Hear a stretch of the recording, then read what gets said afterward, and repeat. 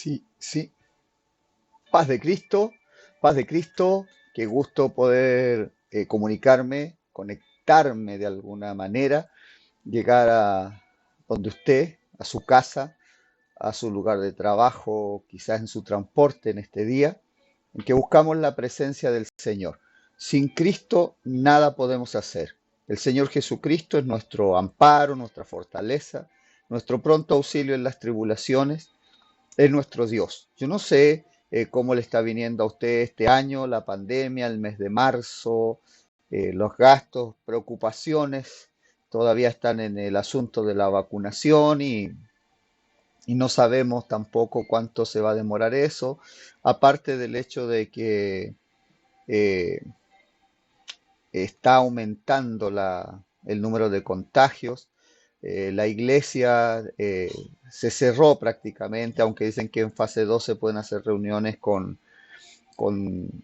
10 personas en un lugar cerrado, pero más bien podrían ser reuniones de oración, unas células, porque si vamos a decir que se van a juntar 10 personas y pretendemos tener un coordinador, los músicos, las voces, quien controle el sonido, el proyector, ahí están las 10 personas. Eh, la congregación en sí no se puede reunir a alabar a Dios por la cuestión del distanciamiento.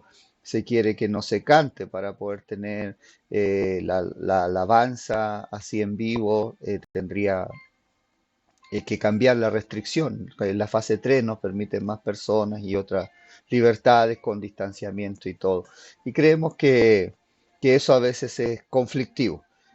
Quisiera recordarle que tenemos las promesas de Dios, que estamos en las manos de un Dios grande y el Señor Jesús dijo, clama a mí y yo te responderé.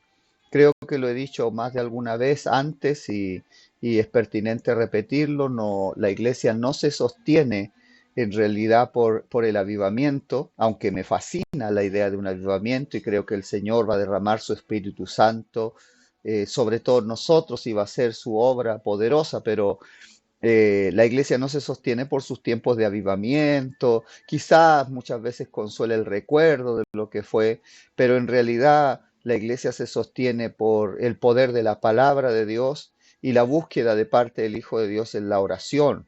Nuestro congregarnos, vernos, tener esta comunión unos con otros, escuchar la palabra de Dios, siempre nos llama a lo mismo, a ser fieles, a consagrarnos. Así que ocupamos estos medios para tratar de estar conectados con usted, con mis hermanos y hermanas, tanto de nuestra iglesia, los hermanos que de alguna manera, en forma muy humilde, quizás pueden encontrar algún mensaje de edificación para sus vidas en este tiempo, aunque pertenece a otras congregaciones, quizás les da tiempo para escuchar algunos de los consejos y le damos gracias a Dios por eso.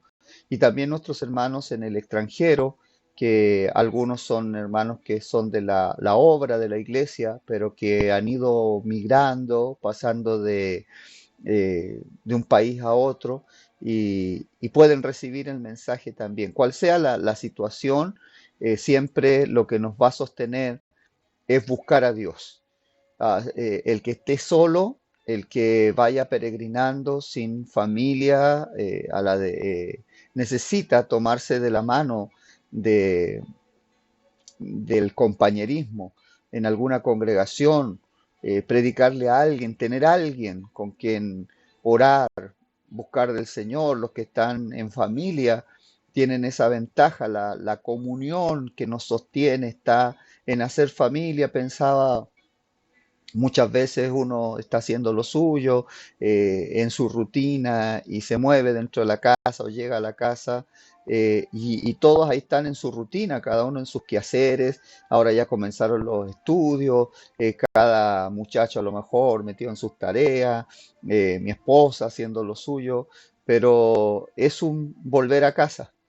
Y eso me llevó, mientras reflexionaba, oraba de esto temprano a la mañana, me llevó a pensar que quizás esa también es parte del mensaje de la parábola del hijo pródigo, que el hijo quiso volver a casa. No le interesaba en realidad ni la fiesta, ni el abrazo, ni el vestido, ni el anillo, ni que mataran al becerro engordado.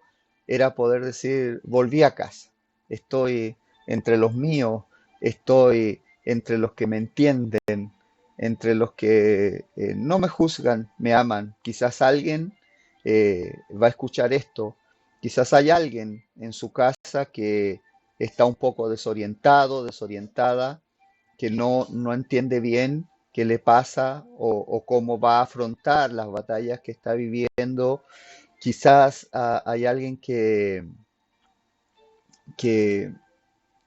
no anda en buen camino, pero de- de repente, en alguna hora, quizás al acostarse, vuelve a casa. El padre no esperó su arrepentimiento, no esperó que le dijera nada, simplemente le abrazó. Yo le invito a que nos amemos en casa. Eh, si hay que corregir cosas, habrá que hacerlas en su tiempo. Si hay reclamos que hacer, se harán en su tiempo. Si son problemas legales, ya la justicia hará lo suyo. Yo le invito a que nos amemos, nos amemos. Hay personas, recibo comentarios de pronto de personas que me dicen, bueno, ¿y qué hacemos con esto? ¿Cómo solucionamos? Hay cosas que no podemos solucionar nosotros, no están en nuestras manos, pero eh, orando en la mañana, como le cuento, encontré esa imagen del hijo pródigo volviendo a casa y el padre se le echó a los brazos y lo quiso.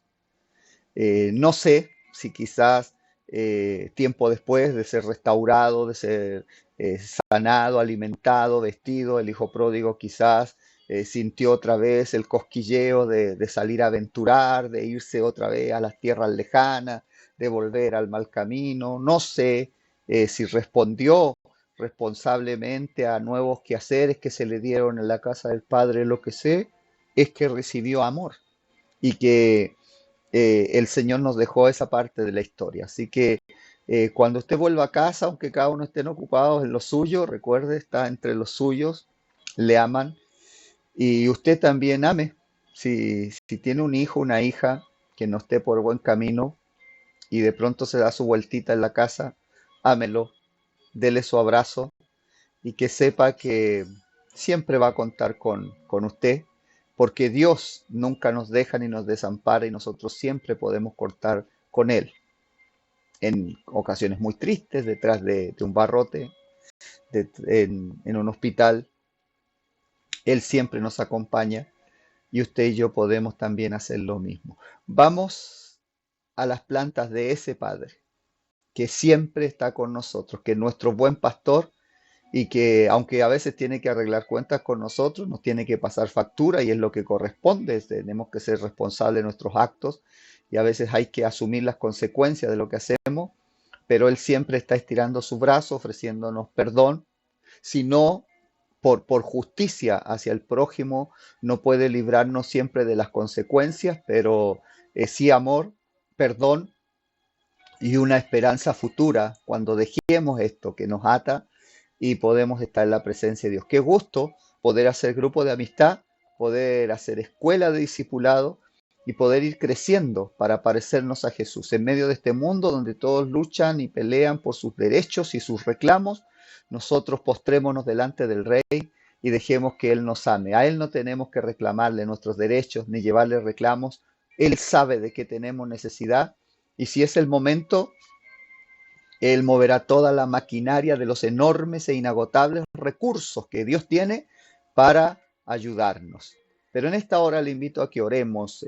Sé que esto se podría haber hecho en audio o simplemente poner el minuto de oración, pero he sentido en mi corazón, en este mismo video, como lo hicimos la semana anterior, hacer la oración juntos. Le invito a que cierre sus ojos, a que incline su rostro. Si no sabe orar, si es de nuestros visitantes, dice cómo orar, entonces siga la oración, lo que vamos diciendo y puede repetir la oración también, si es que así usted lo siente. Pero oremos delante de Dios, abrámosle nuestro corazón, pongamos a cuentas con Él y dejemos que Él obre en nuestras vidas. Vamos a orar. Le invito, Padre Santo, En el nombre de Jesús, en esta hora, vamos delante de su presencia un día más en que podemos, Señor, acercarnos confiadamente al trono de la gracia, en que podemos buscar gracia y el oportuno socorro, que podemos venir a usted, Padre, y no sentirnos culpables, sino amados, aceptados, en que, como dice la alabanza, puedo alabarle con libertad porque soy amado, porque soy su hijo. Así, Señor, nos acercamos a usted, pero con mucho respeto, reconociendo que usted es un Dios grande, soberano, santo, digno y que debe ser respetado. Y por ende, Señor Jesucristo, le ruego que perdone nuestros pecados. Si le hemos ofendido de alguna manera, de las tantas maneras que hay, Señor, porque nos descuidamos en lo que miramos, lo que hablamos, lo que oímos, lo que hacemos, cómo actuamos, cómo tratamos al prójimo, que es imagen misma de usted, Señor Jesús, perdónenos. Perdone, Señor, lo que hay en nuestra mente. Muchas veces, Señor Jesucristo, en nuestra mente está el pensamiento, la altivez, el orgullo, el argumento, el razonamiento, para no ceder a la carne, el ego. Muchas veces en nuestro corazón se guarda el resentimiento, la falta de perdón, la amargura. Perdónenos, Señor. Quite todo eso de nuestras vidas, todo lo que estorbe el mover de Dios en esta hora. Buscamos de usted y le pedimos que usted, Señor, obre en nuestras vidas, que usted obre en nuestros corazones y que usted extienda su mano, saque lo impuro y tome el trono de nuestro corazón. Que sea usted glorificado, que usted sea, Señor, reconocido, honrado, que usted, Señor, sea el rey de nuestra vida. Si usted fluye a través de nosotros, o sea, corre como un río en nosotros y derriba los argumentos, altivez, fortalezas de la mente, la incredulidad, las dudas, el temor que se alojó ahí, quizás por un evento traumático, sea usted, Señor Jesucristo, obrando. Si usted lo hace, entonces podemos tomarnos de su mano y caminar como usted le agrada. Le pedimos que por favor usted, Señor Jesucristo, nos acompañe, que su Espíritu Santo nos guíe a toda la verdad y nos enseñe todas las cosas. Sea usted, Señor, en esta hora, hablándonos, enseñándonos. Le ruego, Señor amado, por nuestro hermano o hermana necesitados. Mire, Señor, el sufrimiento que tienen algunos, la juventud quizás, frente a las tentaciones, las acechanzas del diablo, frente a los problemas que le aquejan, las incertidumbres, el mañana, quienes están estudiando, quienes tienen que estar pensando, y luego de esto, ¿qué? Aquellos que se graduaron y ahora necesitan buscar trabajo, una manera de ganarse la vida y está todo cerrado, Señor.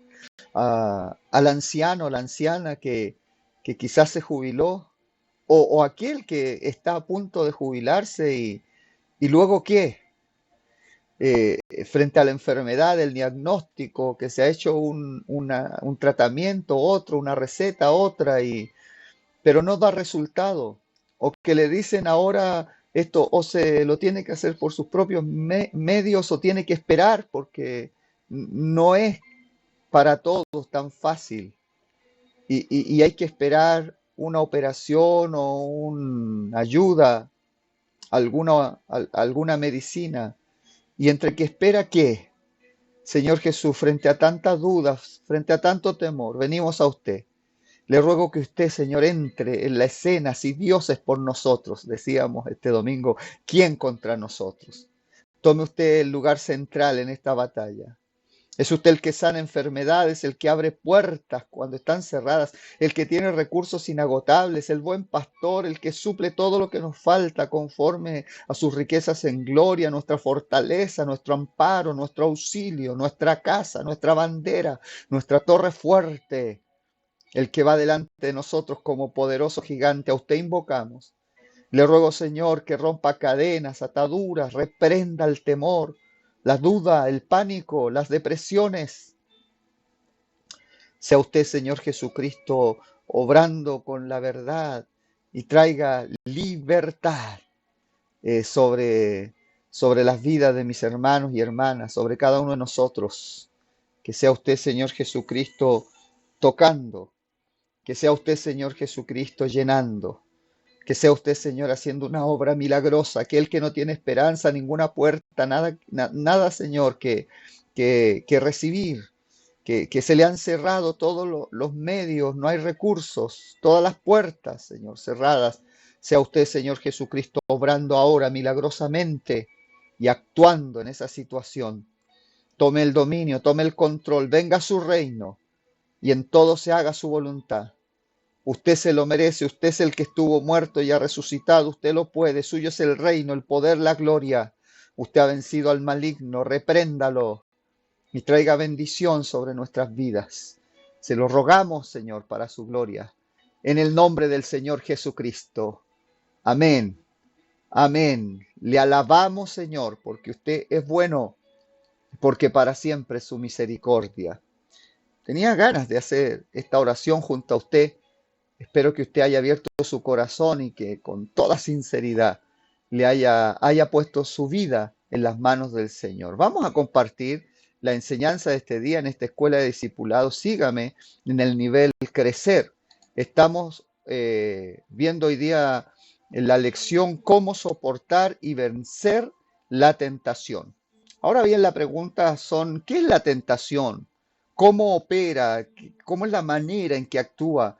¿Cómo podemos soportarla y vencer con la ayuda de Dios? El texto para empezar, voy a leer en la versión Nueva Biblia de los Hispanos. El texto es Primera de Corintios, capítulo 10, versículo 13. Dice, no les ha sobrevenido, en el nombre de Jesús, no les ha sobrevenido ninguna tentación que no sea común a los hombres. Fiel es Dios, que no permitirá que ustedes sean tentados más allá de lo que pueden soportar, sino que con la tentación proveerá también la vía de escape, a fin de que puedan resistirla. Ahora, entrar a entregarle la vida a Cristo y venir a Él es entrar en una batalla espiritual. Y al entrar en una batalla espiritual, todo hijo de Dios tiene un enemigo con el cual tendrá que enfrentarse frecuentemente en su vida como discípulo, y es la tentación. La tentación es un enemigo silencioso que visita principalmente a todo aquel que quiere servir a Dios. Eh, Tan sutil puede llegar a ser este enemigo que algunos muchas veces caen en la tentación sin darse cuenta. Cuando vienen a reaccionar y descubrir es porque ya han caído en garras del enemigo y están viviendo las consecuencias. Y es por eso que Jesús advirtió a sus discípulos de la siguiente manera, Mateo 28:41. Velen y oren para que no entren en tentación. El espíritu está dispuesto, pero la carne es débil. La tentación puede arruinar la vida de cualquier cristiano descuidado que caiga en sus redes. En la Biblia tenemos varios ejemplos de grandes hombres de Dios que en un momento de debilidad sucumbieron ante este poderoso enemigo. Veamos entonces, número 1, el caso de David. Segundo libro de Samuel, capítulo 11, versículo 1 al 4 dice, aconteció que en la primavera, en el tiempo cuando los reyes salen a la batalla, David envió a Joab y con él a sus siervos y a todo Israel, y destruyeron a los amonitas y sitiaron a Rabá, pero David permaneció en Jerusalén. Al atardecer, David se levantó de su lecho y se paseaba por el terrado de la casa del rey, y desde el terrado vio a una mujer que se estaba bañando, y la mujer era de aspecto muy hermoso. David mandó a preguntar acerca de aquella mujer, y alguien dijo, ¿no es esta Betsabé, hija de Eliam, mujer de Urías, elitita? David envió mensajeros y la tomaron, y cuando ella vino a él durmió con ella. Después que ella se purificó de su inmundicia, regresó a su casa. La mujer Betsabé quedó embarazada y David mandó asesinar al esposo de ella para ocultar su pecado. David fue seducido por la tentación en un momento de que debiera haber estado él pensando en la batalla, en la grandeza de Israel, la estrategia que había que mantener, en la seguridad del pueblo, en cuál era la voluntad de Dios, en los planes del Señor. En lugar de estar en eso, estaba ocioso, fue seducido, se dejó llevar por una emoción y luego vinieron las terribles consecuencias. David no pensó en las consecuencias de su pecado, simplemente hizo lo que quiso. David no se detuvo un momento mientras se le presentaba la tentación, no se detuvo a pensar y decirse a sí mismo, como cuando uno se advierte solo, ¿no? O es la voz de Dios hablando. No se detuvo él a hablar consigo mismo, a razonar de la siguiente manera. Esto es lo que no hizo David. Yo sé lo que va a suceder. Pasaré la noche con la mujer de Urías y después de un momento de placer arruinaré mi vida. ¿Eso es lo que quiero hacer hoy? Él no lo pensó. Nadie hace planes para destruir su propia vida y sin embargo, eso fue lo que sucedió con David y eso es lo que sucede con muchas personas cuando ceden a un momento de tentación. He sido majadero predicándolo cuando no se publicaba todo, a veces uno era más sincero, más temerario hablando del púlpito, porque estaba ahí tratando con los que estaba viendo y no había más conciencias que ofender que las que le podían a uno hacer el reclamo inmediatamente. Pero más de alguna vez a los mismos jóvenes de la iglesia se los dije, jóvenes, cuidado, un momento de placer, una fuga, un momento en que nadie me ve y que todas las puertas se abren delante. Cuidado. Ojalá el pecado fuera simplemente ir, cometerlo, disfrutar y después arrepentirse, pero a veces vienen consecuencias. Esto de un embarazo que no estaba planeado, terminar la carrera, el problema familiar, la violencia que puede acarrear esto, la venganza, la vendetta, ir por el camino de la pasión y después traerse una enfermedad incurable o de graves consecuencias. Dejarse llevar por esto, como diría Vicosí, la vecinita tiene antojo, y caer en garras de la tentación y luego tener que huir por la vida o perder la vida, hechos de sangre, porque se produjo la rencilla, la pelea entre dos personas por una misma pasión. Hay que tener cuidado, nadie hace planes para destruir su vida, pero la tentación llega y si no sabemos lidiar con ella y no tenemos la fuerza de detenernos a tiempo, de razonar y pensar, ¿es esto lo que quiero hacer? ¿Qué consecuencias van a venir hoy, mañana y pasado mañana y en los próximos 10 años? ¿Qué va a pasar con esto? Reconoce al Señor en todos tus caminos.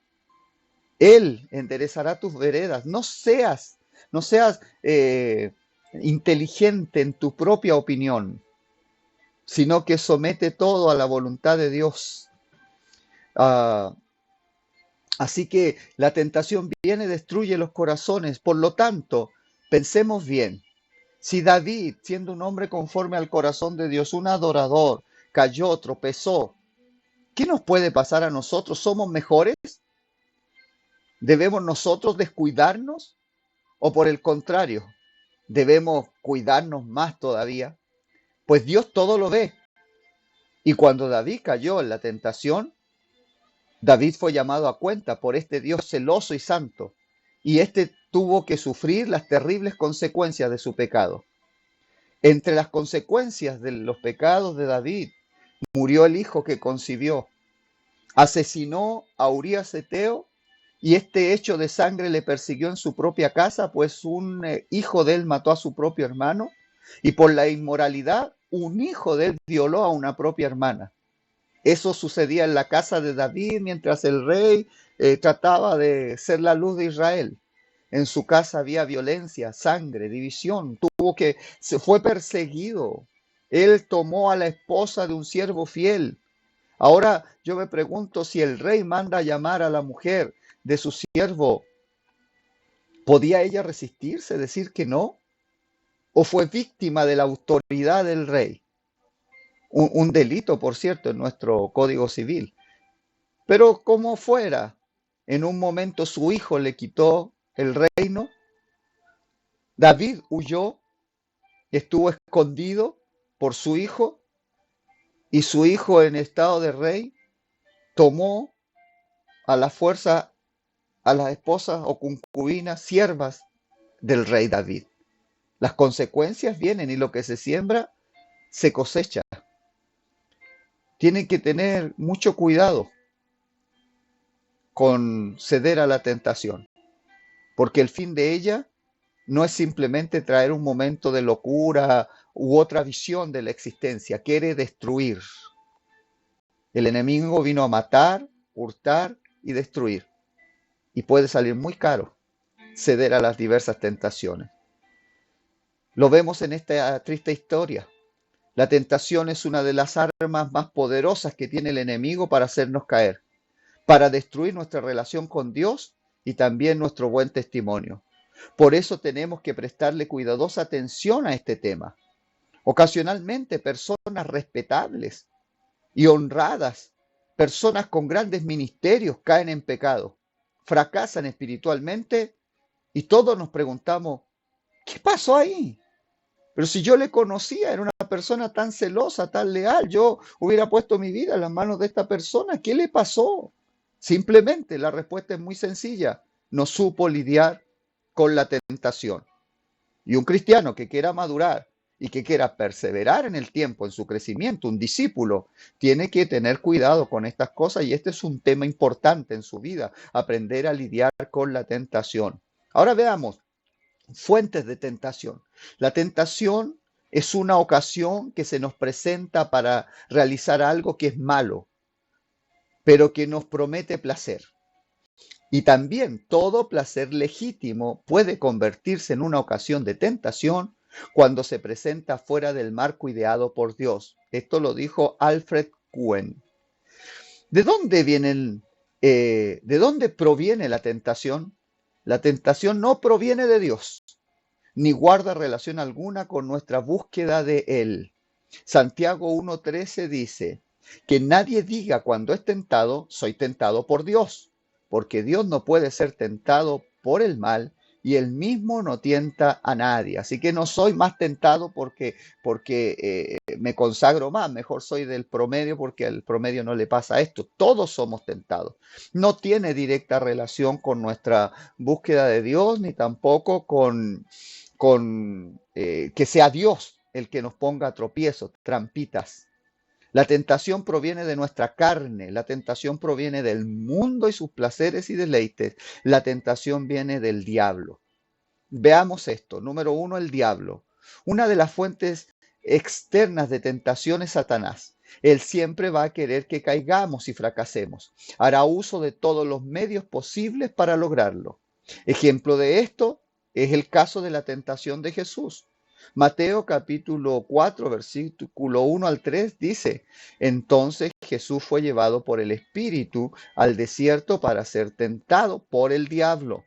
Después de haber ayunado 40 días y 40 noches, entonces tuvo hambre.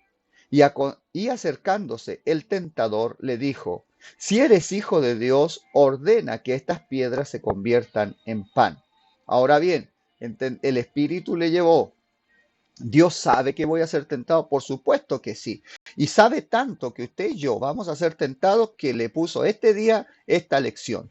Dios sabía, pero Dios no interviene en nuestro libre albedrío. Nosotros tenemos que decidir, pero no es Él el que tienta. No es Él el que pone el tropiezo. Él sabe y sabe que vendrán estas tentaciones, dónde, cuándo, cómo, pero nos advierte, tenemos que tener cuidado, nos enseña, va a ver que tenemos todas las herramientas de parte de Dios justamente porque Él sabe que seremos tentados, nos da las herramientas para vencer la tentación, pero las decisiones las tomamos nosotros y las acciones también. Así que la tentación viene del diablo, pero la tentación también viene del mundo. El mundo es una fuente continua de tentación para el discípulo, ya que ofrece cosas que su carne y sus ojos quieren y anhelan. Primera epístola de Juan, capítulo 2, versículo 16 dice, porque todo lo que hay en el mundo, la pasión de la carne, la pasión de los ojos y la arrogancia de la vida, no provienen del Padre, sino del mundo. En nuestro tiempo la tecnología domina, los medios electrónicos y las redes sociales promueven lo inmoral y el pecado y la maldad están a la orden del día. Hoy es más fácil que nunca entrar en nuestro lugar secreto, irnos a donde nadie nos ve. Hoy es más fácil que nunca ir y en secreto satisfacer las más bajas pasiones por medio del Internet, que se presta para que el ser humano peque y alimente precisamente la carne, los ojos y la vanagloria de la vida. Ahora, fuentes de tentación: el diablo, el mundo y nuestra propia carne. La fuente más poderosa de tentación no es el diablo ni el mundo, que él gobierna, sino nuestra propia carne. El ser humano es dirigido por una mente que maquina todos los días, un corazón donde se almacenan oscuros sentimientos y pasiones, y ojos que nunca quedan satisfechos, según dijo el proverbista Salomón. Santiago 1:14 dice, sino que cada uno es tentado cuando es llevado y seducido por su propia pasión. Nuestra propia carne es así de potente para seducirnos e inducirnos a caer en la tentación. Así que la tentación, que es destructiva y que trae consecuencias muy malas, vienen del diablo, del mundo y de la carne. Ahora, ¿cómo opera la tentación? Los pasos que hace. ¿Qué lleva a una persona a caer en la tentación? Las personas son tentadas de sus propias concupiscencias, sus deseos desmedidos e incontrolados, de modo que todo aquel que no logra gobernar sus pasiones termina siendo gobernado por ellas. O yo gobierno mis deseos o los deseos me gobiernan a mí. Un test muy sencillo que yo he hecho por años, cuando le digo a las personas, las personas somos tridimensionales, por decir así. Estamos compuestos por tres áreas. La Biblia dice que estamos compuestos por espíritu, alma y cuerpo. Pero sabiendo esto, usted le pregunta a las personas por qué estamos compuestos y le dicen cuerpo, alma y espíritu. No lo dicen como la Biblia, espíritu, alma y cuerpo. Dicen cuerpo, alma y espíritu. Y eso me llama la atención, que eso normalmente demuestra dónde está la prioridad de la persona. Prefiere rendirse a los deseos de la carne, su alma está sujeta a eso y el espíritu queda relegado. Pero cuando se hace como la Biblia dice espíritu, alma y cuerpo, entonces resulta que el espíritu es el que gobierna, el alma le sigue, se somete y el cuerpo viene a ser un vehículo, un instrumento, el templo donde esta bonita relación de espíritu y alma se desarrolla. Sin embargo, quien no pueda gobernar sus propias pasiones terminará siendo gobernada por ellas. El creyente es tentado por lo que le rodea, por el entorno, por el medio ambiente. El mundo es un sistema organizado para tentarnos a suplir nuestras necesidades legítimas sin tener en cuenta a Dios. Erwin Lutzer dice, hoy en día las tentaciones salen a buscarnos y nos persiguen. La televisión con sus programas y comerciales, las redes mundiales de información diseñadas para atraer y dar gusto a las pasiones más perversas y a muchos otros elementos espirituales nocivos. Quen, que ya citamos antes, dice que la tentación siempre nos ataca en nuestro punto de mayor vulnerabilidad. Esto es una realidad donde somos más débiles, por ahí viene la tentación. Yo ya lo dije, no me tientan algunas cosas, tengo que cuidarme las que sé que soy débil. Santiago 1:14-16 dice así, sino que cada uno es tentado cuando es llevado y seducido por su propia pasión. Después, cuando la pasión ha concebido, da a luz el pecado, y cuando el pecado es consumado, engendra la muerte. Amados hermanos míos, no se engañen. Este es el proceso que lleva a la persona a la muerte espiritual. Cuando cae en la tentación. Número 1, la debilidad.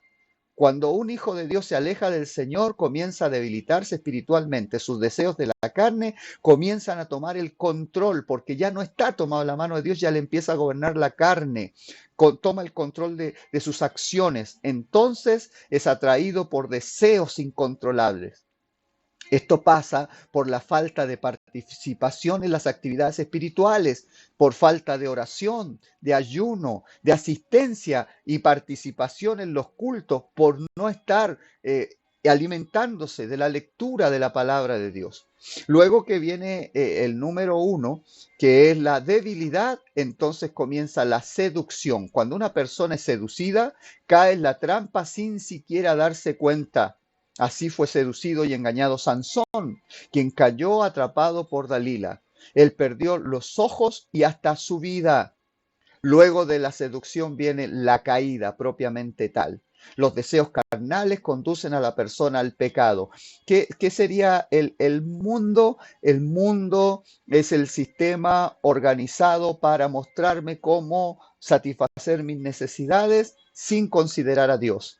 La carne es la educación interna de mi ser que aprendió a satisfacer sus necesidades conforme el mundo sin considerar a Dios.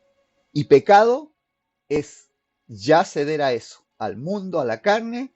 Pecado es satisfacer mis necesidades o mis deseos sin considerar a Dios. Un orden que lo promueve, una forma o un deseo que dice que así se hace y luego hacerlo. Eso es pecado. Y hasta que no se peca, todavía me puedo librar de las consecuencias porque estoy solo en la tentación. Jesús fue tentado en todo, pero sin pecado. Podemos ser tentados y estar lidiando con la tentación ni me hace menos, ni malo, ni poco espiritual, sino que es la condición normal de los que están en la carne. Pero resulta que al tomarnos del Espíritu podríamos no pecar. Y al no pecar no tendríamos por qué pagar con las consecuencias. Y entonces debiéramos nosotros tener mucho cuidado en nuestras tentaciones, porque ya después viene la caída. Los deseos carnales conducen a la persona al pecado, se consuma la falta. Después que la persona ha sido seducida y atraída a la trampa, la concupiscencia hace su trabajo y el pecado es concebido.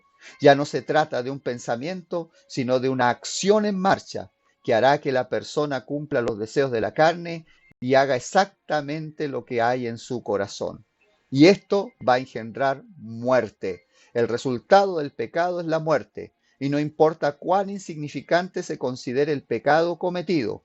En el paso del tiempo, este causará muerte espiritual. A Adán y Eva se le dijo que el día que comieran del fruto del árbol prohibido iban a morir. Cuando comieron, no murieron, pero fueron separados inmediatamente de la comunión con Dios. Consecuencia de eso, perdieron su paraíso, luego murieron. No mire a poco el pecado. El pecado hay que medirlo por su real importancia. Pecado, no existen pequeños pecaditos. Lo que me separe de la comunión con Dios, eso es muy peligroso. Si alguien dijera, no, pero mira, es que si corto esta manguerita aquí se me va un poquito de aire. Un poquito de aire es tan grave como mucho aire. No existen pecados pequeños, no se dé autoindulgencia. Es mejor reconocer la gravedad del pecado y pedirle perdón y auxilio al Señor que andar diciendo, no, pero así todo el mundo lo hace, si esto no es tanto, una mentirita blanca, hay un poquito aquí, un poquito de allá, un poquito de levadura leuda toda la masa. El pecado es malo, produce muerte. Primero la muerte espiritual, porque eso es muerte espiritual, separación de Dios. Al perder la comunión con Dios, al separarnos, ya no estamos mirando a lo eterno, empezamos a mirar esto, ya no es paraíso, es un desierto que produce espinos y al final viene la muerte física sobre nuestras vidas. Así que tengamos cuidado. ¿Cómo podemos vencer la tentación? La tentación se presenta de la forma que más nos atrae.